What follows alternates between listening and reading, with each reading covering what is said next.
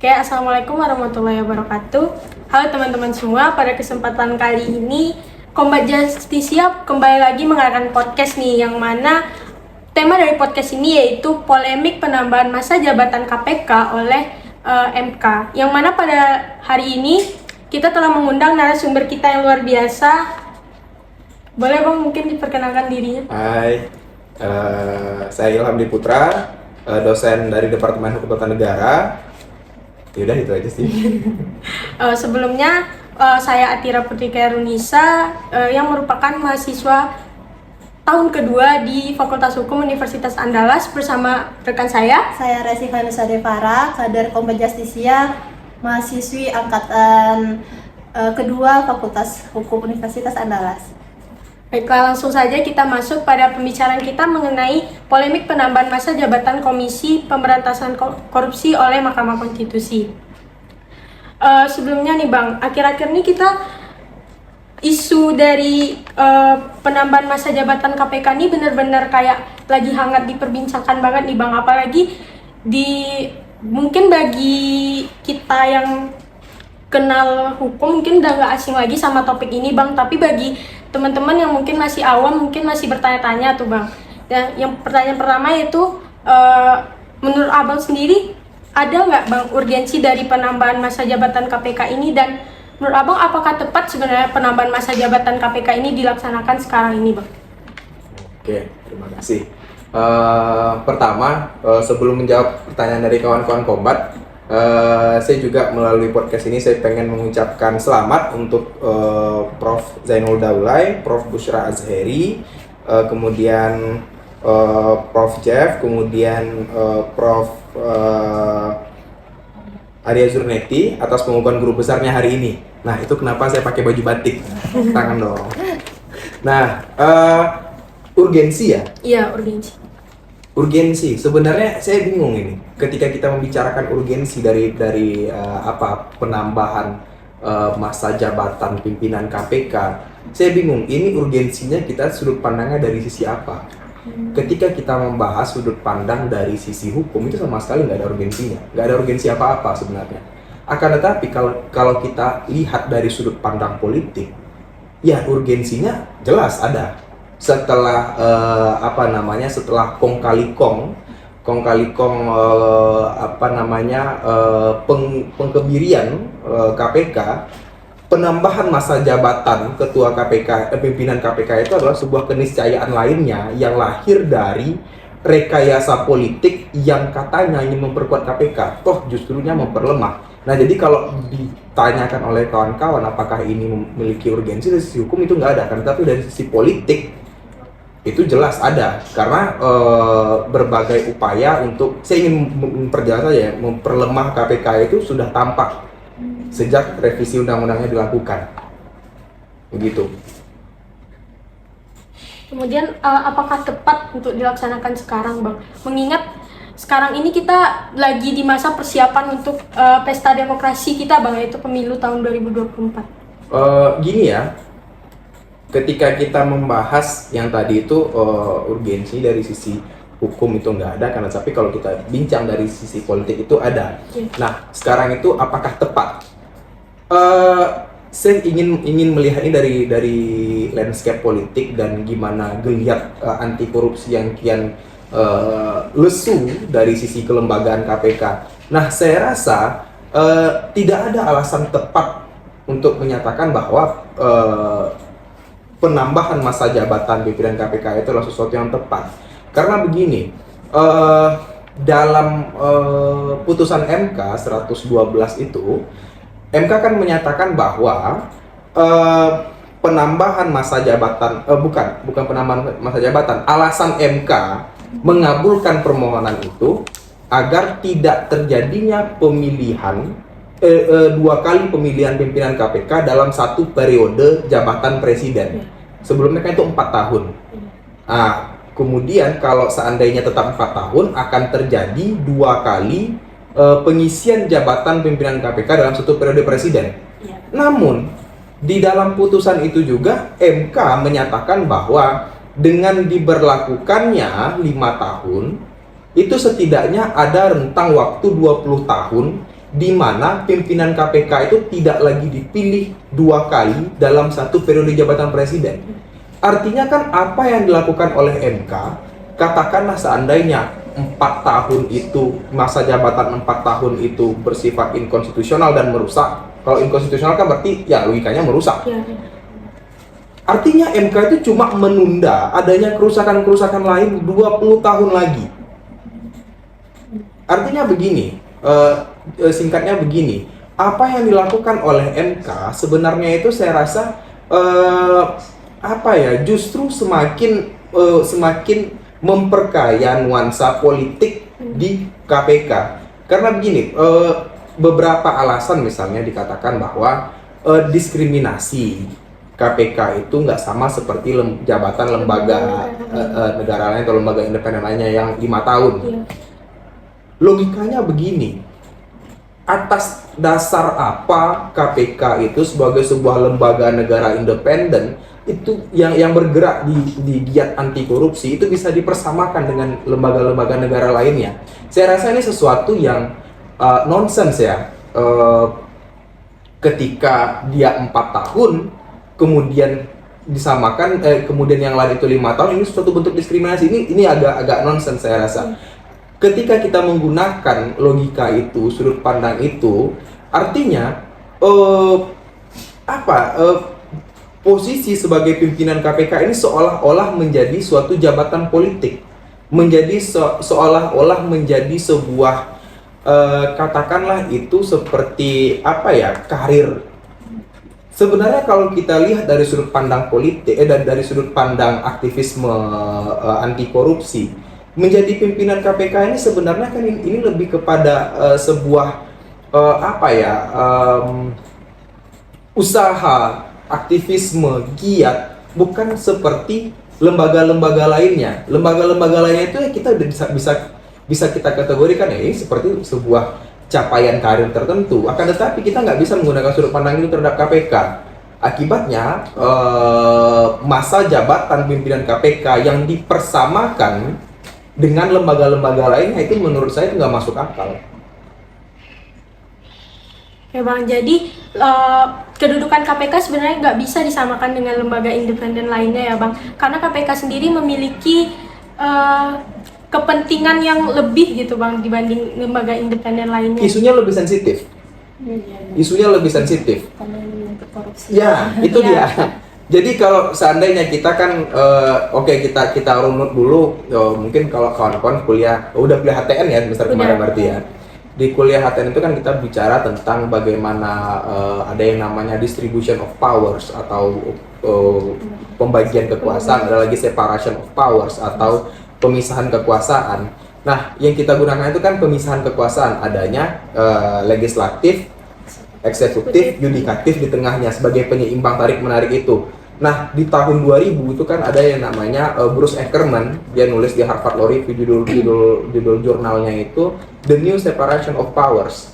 Kata Ackerman, ada cabang keempat di mana cabang keempat itu bersifat independen. Seperti halnya kalau di Indonesia itu kan ada KY, Komisi Yudisial. Jadi Komisi Yudisial itu nggak termasuk rumpun yudikatif ya, ada Komisi Yudisial, ada Bawaslu, ada KPU dan yang lain-lain. Termasuk di sana ada KPK. Bedanya dari lembaga-lembaga yang lain ini, ketika KY dia mengawasi para hakim, ketika Bawaslu dia mengawasi pemilu, KPU menyelenggarakan pemilu, KPK itu dia bisa mengawasi semuanya. Selama itu adalah terkait dengan isu korupsi, dia bisa menjangkau itu. Nah, saya tidak ingin mengatakan bahwa KPK itu dia berada di atas dari lembaga negara independen lainnya, seolah-olah lembaga negara independen lainnya itu adalah subordinat dari KPK. Yang saya tidak ingin mengatakan demikian, akan tetapi dalam landscape dalam bingkai pembatasan dan pemisahan kekuasaan yang jelas, masing-masing lembaga negara itu kan dia bisa memiliki pengaruh pada lembaga-lembaga negara lainnya. Begitu juga dengan KPK. Nah, akibatnya ya kita kembali berpulang kepada saya rasa ini sebuah logika hukum dari putusan MK yang sangat bisa terbuka untuk diperdebatkan. begitu. Oke, kita gini aja. Sebenarnya apa namanya, mengenai jenis kelembagaan MK, di Mahkamah Konstitusi sendiri, seingat saya itu nggak kurang dari 9 atau 12 putusan yang pernah mencoba apa namanya, mengidentifikasi jenis kelembagaan MK, jenis kelembagaan KPK. Apakah ia lembaga eksekutif ataukah lembaga yudikatif? Nah, dia kan seringnya di dua itu. Ketika dia lembaga eksekutif, argumennya bisa dinyatakan bahwa dia melakukan suatu kewenangan yang bersifat eksekutorial. Nah, kalau dikatakan yudikatif, karena dia juga melakukan sebuah kewenangan yang menjalankan fungsi-fungsi yudikasi. Nah, di antara itu juga ada putusan-putusan yang menyatakan bahwa KPK itu adalah lembaga negara independen, namun dia itu berada di rumpun eksekutif. Nah, sebenarnya kalau kita bahas dari sudut pandang MK sendiri, MK itu selama KPK berdiri dan selama MK berdiri dan sebanyak pengujian yang menyangkut tentang KPK, sebenarnya MK itu pun juga beberapa kali mengira inkonsistensi tentang jenis kelembagaan MK. Ini kelaminnya apa sih gitu? Nah, kurang lebih seperti itu. Nah, akan tetapi apa namanya, yang kita butuhkan sebenarnya, MK itu kan dia menyatakan bahwa ini loh lembaga ini, dia adalah lembaga negara independen. Namun sebuah lembaga independen itu dia terkadang juga memiliki unsur-unsur eksekutorial dan yudikasi. Contoh, Bawaslu. Bawaslu itu kan kalau kita bincang lembaga legislatif itu kan fungsi utamanya kan bukan cuma bikin undang-undang, tapi juga melakukan pengawasan. Iya kan? Bawaslu dia mengawasi nggak? Iya, dia mengawasi penyelenggaraan pemilu. Apakah dia bisa memberikan sanksi? Jawabannya ya. Apakah dengan demikian Bawaslu bisa dikatakan sebagai sebuah lembaga negara yang berada di bawah yudikatif atau di bawah eksekutif? Nggak bisa. Contoh lagi KPU. KPU itu dia menyelenggarakan pemilihan umum, berarti dia mengeksekusi. Di saat bersamaan KPU itu dia juga bisa menjatuhkan sanksi. Apakah kemudian KPU itu adalah sebuah lembaga eksekutif dan yudikatif? Jawabannya tidak. KPU juga bisa bikin peraturan PKPU. Berarti dia juga mempunyai nilai-nilai legislatif. Apakah dengan demikian kita dapat menyatakan bahwa KPU itu adalah lembaga legislatif, eksekutif, dan yudikatif? Nggak bisa. Dia tetap sebuah lembaga negara independen. Nah, contoh lagi kalau kita bincang dari sudut pandang pembatasan kekuasaan dalam separation of powers itu, sebenarnya kan tidak bisa setiap cabang kekuasaan itu benar-benar dikutus habis. Contoh, ketika kita menyatakan bahwa lembaga legislatif itu adalah policy making, dia bikin undang-undang.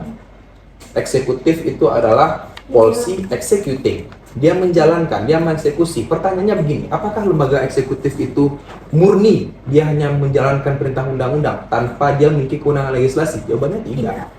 Karena dia juga punya hak untuk itu dia. mengesahkan undang-undang. Ketika ada suatu undang-undang, untuk mengeksekusi, untuk menjalankan undang-undang itu, eksekutif pun butuh melakukan suatu kerja legislasi untuk merunut perintah undang-undang itu agar bisa dieksekusi. Kalau di Indonesia itu kan ada PP contohnya. Nah, kemudian lagi lembaga yudikatif. Apakah ketika lembaga yudikatif itu dia berdiri sendiri, dia terpisah, dia tugasnya itu hanya mengadili? Jawabannya enggak. Yudikatif itu pun dia juga bisa menjadi sebuah cabang kekuasaan yang memproduksi norma atau bersifat sebagai positif legislator, seperti halnya di DPR. Nah, ini saya rasa ada kerancuan yang, ya sekali lagi saya nggak bisa menyatakan ini benar atau salah ya, karena kita hidup di iklim demokrasi. Akan tetapi yang bisa kita gunakan adalah istilah terbuka untuk diperdebatkan. Nah, itu dia. Nah, kayaknya yang abang sampai ini ada hubungannya nih bang sama pertanyaan selanjutnya nih bang. Menurut abang nih, apakah MK itu sebenarnya punya kewenangan nggak sih bang untuk mengubah menambah masa jabatan KPK tuh Bang? Ini menarik ini pertanyaannya. Jadi gini, saya ingin membuka jawaban atas pertanyaan itu dengan begini. Semula memang dalam teori peradilan konstitusi, Mahkamah Konstitusi pertama itu kan di Austria 1920. Praktek uji pertama itu ada di Amerika pada kasus Marbury versus Madison. Nah, gagasan awal pengujian undang-undang berdasarkan konstitusi yang diberikan kepada lembaga pengadilan itu dia memang gagasan awalnya adalah sebagai negatif legislator atau pembatal norma. Gitulah, kalau legislatif itu dia tugasnya bikin, kalau yudikatif itu tugasnya ngebatalin. Akan tetapi pada praktiknya lembaga peradilan yang menjalankan fungsi uji konstitusionalitas itu sebenarnya dia juga terbuka kemungkinan untuk menciptakan norma-norma baru. Nah, kalau di Indonesia itu ada bukunya Ibu Martitah, itu dari disertasi beliau di UGM. Judulnya itu Mahkamah Konstitusi dari Negatif Legislator ke Positif Legislator. Dia membicarakan kecenderungan praktik Mahkamah Konstitusi itu yang kemudian bergerak menjadi pembentuk norma. Nah, itu dalam kajian dalam negeri. Di dunia internasional pada tahun 2010 itu juga pernah ada konferensi internasional yang membahas kecenderungan itu. Dan ada salah satu pembicara kunci di sana namanya Brewer Kerias. Judul tulisannya itu Constitutional Court as Positive Legislature. Mahkamah Konstitusi sebagai positif legislator. Di dalam tulisannya dia ngebahas kayak gini. Memang terjadi kecenderungan di dunia, pada Mahkamah Konstitusi di dunia, bahwa Mahkamah Konstitusi itu bukan hanya membatalkan, namun dalam putusannya dia juga mengubah norma atau bahkan menambahkan norma. Pertanyaannya, bolehkah seperti itu? Jawabannya boleh. Karena begini, kalau kita pinjam teori dari, ada yang namanya Stanley Cox. Kalau kata Stanley Cox itu, ada suatu kerumitan kalaulah perubahan hukum itu selalu ditompangkan kepada lembaga legislatif. Karena lembaga legislatif itu dia lebih banyak corak politik. Akibatnya ketika corak politiknya lebih banyak, ya dalam bahasa sederhananya kong kali kong, kalkulasi untung rugi di lembaga legislatif itu akan lebih besar, akan lebih banyak. Akibatnya perubahan norma itu akan lebih lama. Nah, kita bandingkan dengan fenomena yang terjadi sejak tahun 2010 saya rasa. Mahkamah Konstitusi atau lembaga peradilan yang menjalankan fungsi pengujian konstitusionalitas, dia mempunyai jalan yang lebih ringkas untuk mengubah suatu norma. Dan itu jawabannya. Apakah boleh? Jawabannya boleh. Namun, di sini dia menariknya. Kalau ditanyakan boleh atau nggak boleh, akan tetapi yang jadi pertanyaannya itu gini. Namun, bijakkah Mahkamah Konstitusi melakukan penambahan masa jabatan itu? Ini menjadi sesuatu yang bisa dipertentangkan. Karena sebenarnya perihal masa jabatan itu sebenarnya open legal policy, kebijakan hukum terbuka yang menjadi ranah kewenangan legislatif. Mengapa? Karena dibutuhkan partisipasi publik di sana. Pertanyaannya begini, apakah MK ketika dia memutus suatu isu konstitusionalitas norma, apakah dia menggunakan suara publik? Itu tidak. Tidak. Mengapa itu dimiliki oleh DPR? Karena dia merupakan lembaga yang dipilih, dia perwakilan, dia representatif. Apakah MK representatif? Jawabannya tidak.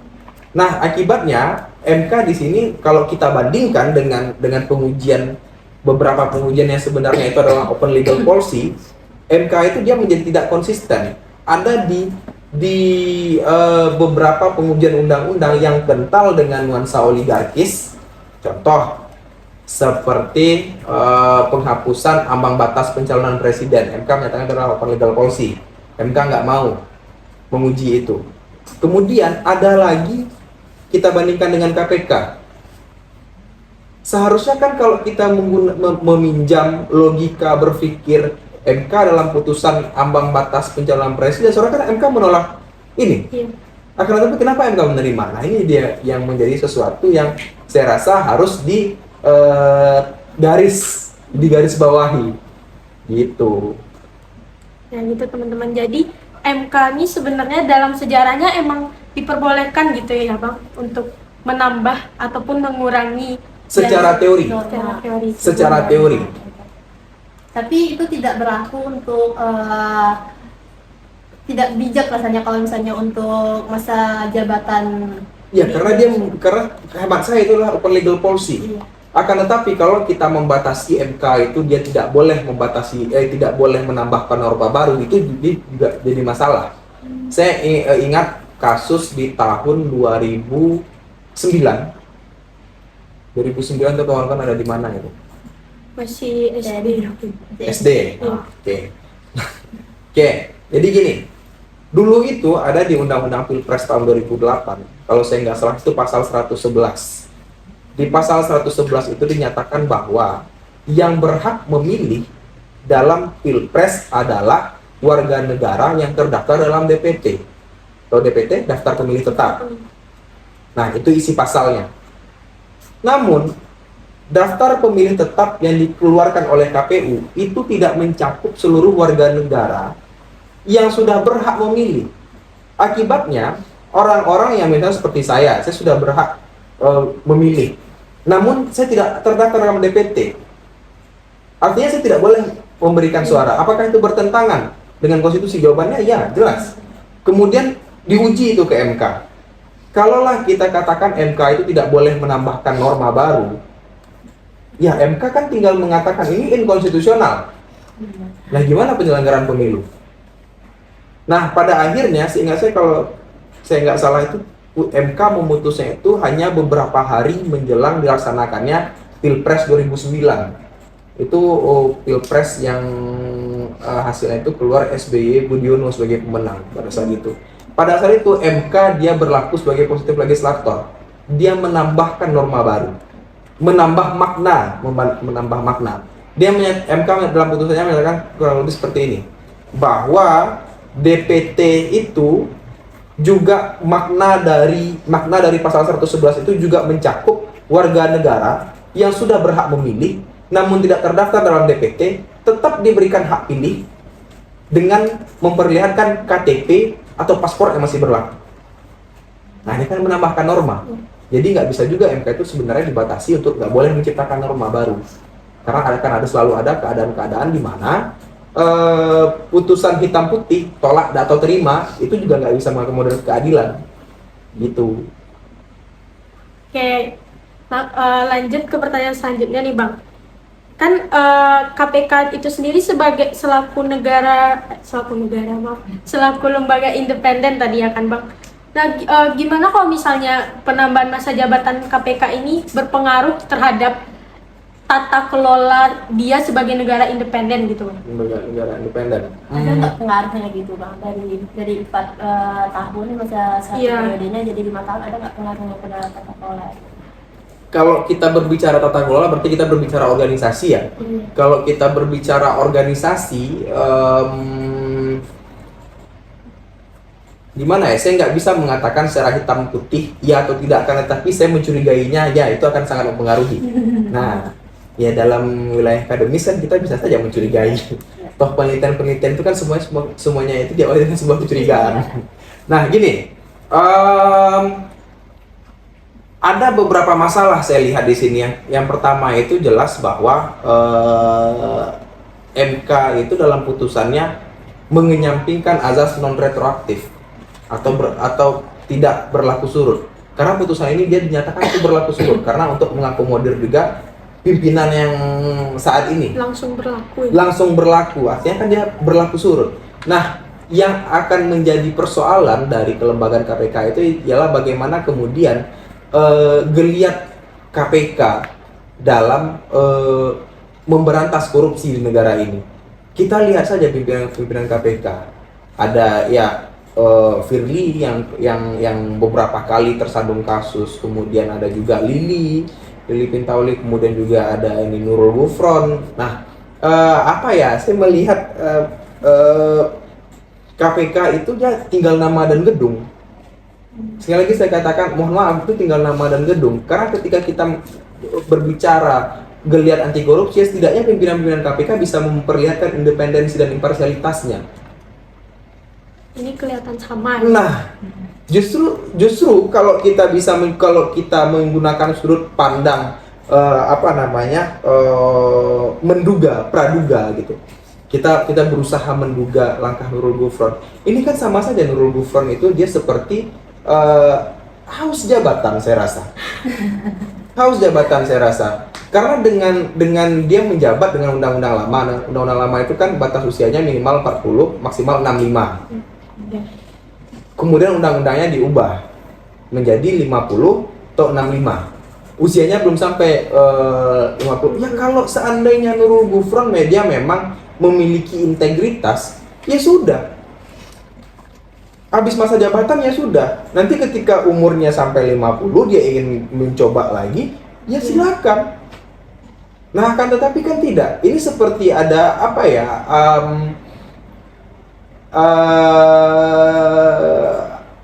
Saya rasa saya justru mencurigainya ini ada suatu niatan yang berlatar belakang material dalam apa yang diupayakan oleh Nurul Gufron untuk menambah masa jabatannya. Meskipun ya kalau kita bincang ada beberapa pendapat juga, seperti saya ingat beberapa waktu lalu itu pernah ada di Kompas, katanya MK itu dia nggak menambah masa jabatan, akan tetapi dia justru mengubah norma. Karena memang benar itu yang terjadi. Karena kan yang di dalam undang-undang KPK itu umurnya 50 atau 65, minimal 50, maksimal 65. MK kemudian memperlebar dua saringan itu, kan itu 50, 65, memperlebar dengan kalau dia itu sudah berpengalaman.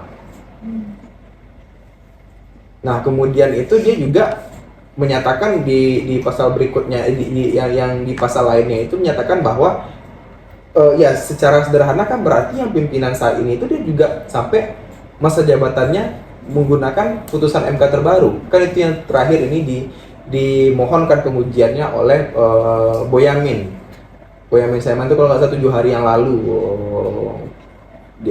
permohonannya diadili oleh MK. Gitu. Jadi menarik nih teman-teman, ada konspirasi baru. Ya, negara dan politik itu kan penuh dengan konspirasi. Iya. Nah, kalau gitu Bang, kan terlepas dari segala kontroversi yang ada, tapi putusan itu kan telah ditetapkan. Nah, apakah mungkin penambahan masa jabatan KPK ini bisa dirubah lagi gitu ke depannya? Terus apakah ini ada hubungannya kepentingan politik? Tadi untuk kepentingan politik sepertinya udah dijawab ya, sama sekaligus di pertanyaan pertama langsung sama Bang Ilhamdi. Itu aja sih Bang, ada nggak sih kemungkinannya tuh kalau misalnya masa jabatannya itu bakal dirubah-rubah lagi gitu? Oke, saya ingin jawab kayak gini, apa sih yang nggak mungkin dari dunia ini? Sebuah negara yang mapan aja bisa bubar. Iya. Republik Romawi yang udah sekian abad mapan bisa bubar. Nah, tapi saya nggak mau mengatakan Indonesia bubar gitu. Ya, maksud saya begini, nggak ada sesuatu yang nggak mungkin, akan tetapi itu nggak akan terjadi dalam waktu dekat. Kalaulah kemudian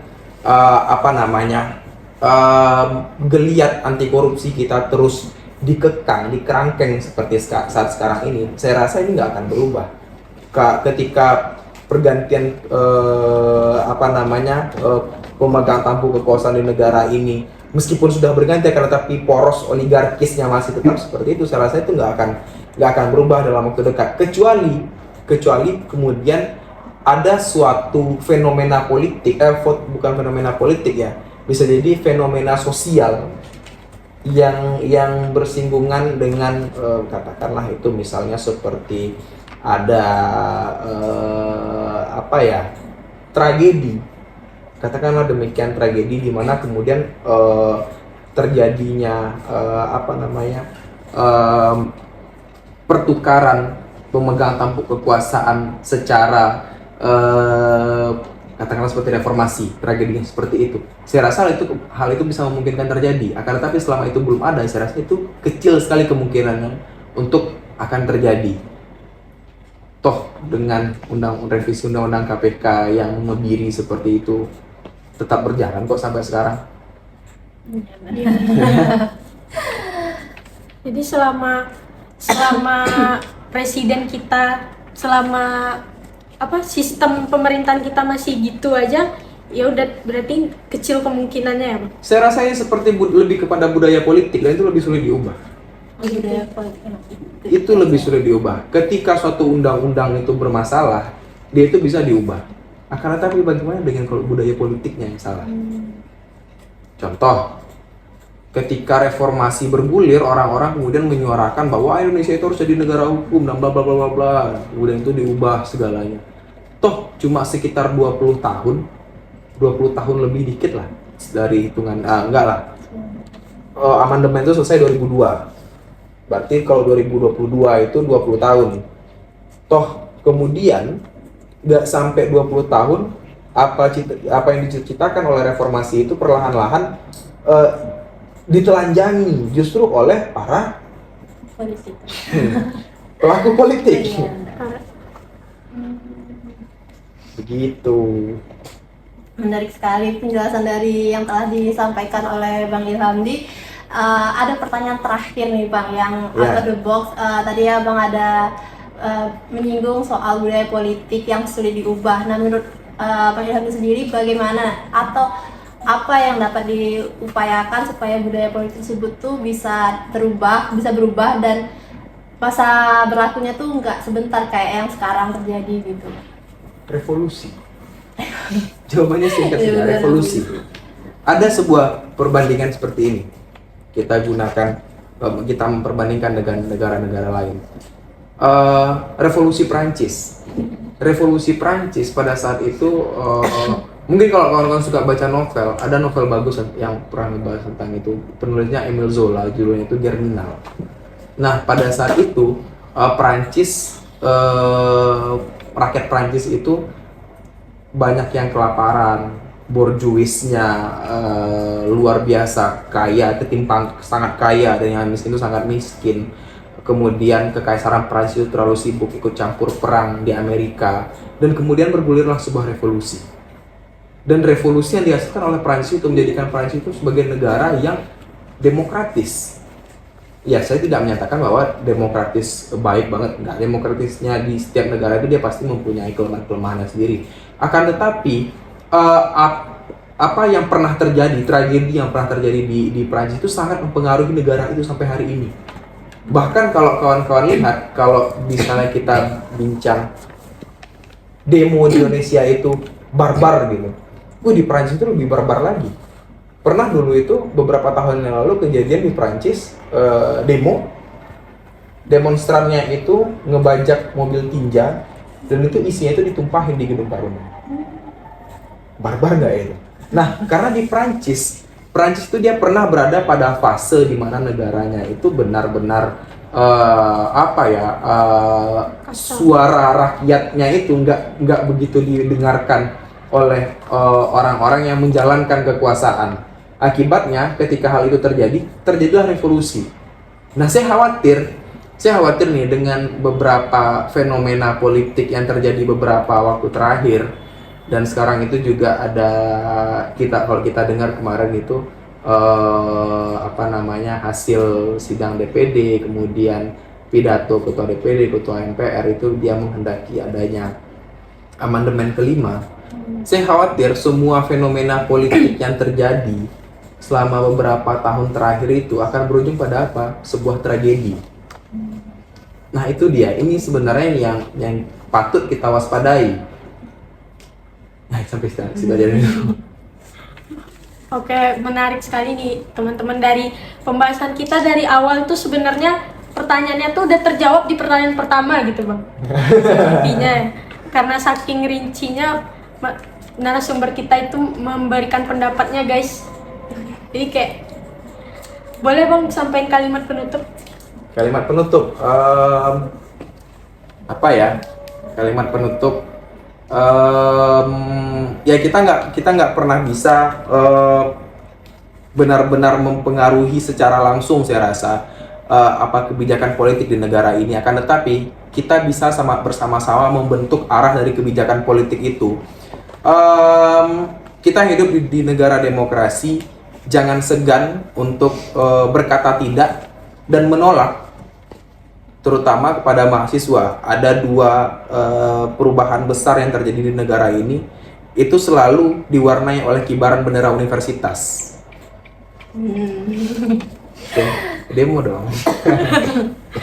Baik, terima kasih. Sekali lagi kami ucapkan Bang, terima kasih banyak Oke, ya. karena telah meluangkan waktunya yang sangat padat untuk hadir di Aduh. podcast Kombat pada hari ini Bang. Terima kasih banyak Bang. Baik, terima kasih teman-teman podcast Kombat yang telah mendengarkan. Saya Atira Putri Kairunisa selaku moderator undur diri. Wassalamualaikum warahmatullahi wabarakatuh.